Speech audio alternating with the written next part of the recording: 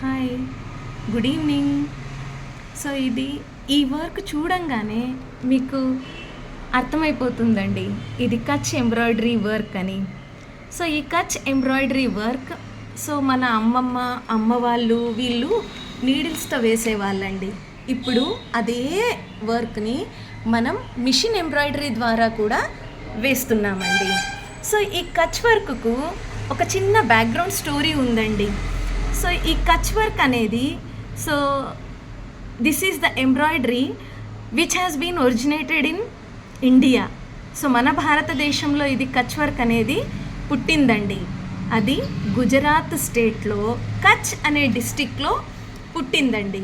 So వీళ్ళు ఇక్కడ ఉన్నటువంటి కచ్ డిస్టిక్లో ఉన్నటువంటి ట్రైబల్ కమ్యూనిటీస్ వాళ్ళు ఈ సార్ట్ ఆఫ్ ఎంబ్రాయిడరీ వర్క్ని వాళ్ళ క్లోత్స్ మీద వేసుకొని వేర్ చేస్తారండి.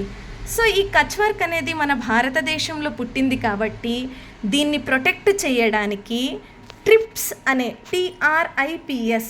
ట్రిప్స్ అనే యాక్ట్ కింద 2013 జనవరిలో రిజిస్టర్ చేయడం జరిగిందండి.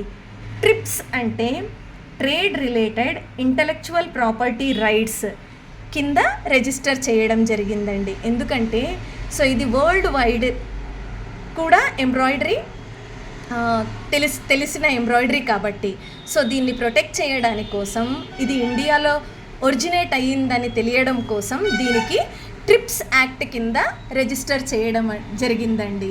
This is the background of Kutch embroidery work. Hope మీ అందరికీ ఈ ఇన్ఫర్మేషన్ నచ్చుతుంది అనుకుంటానండి. Thank you.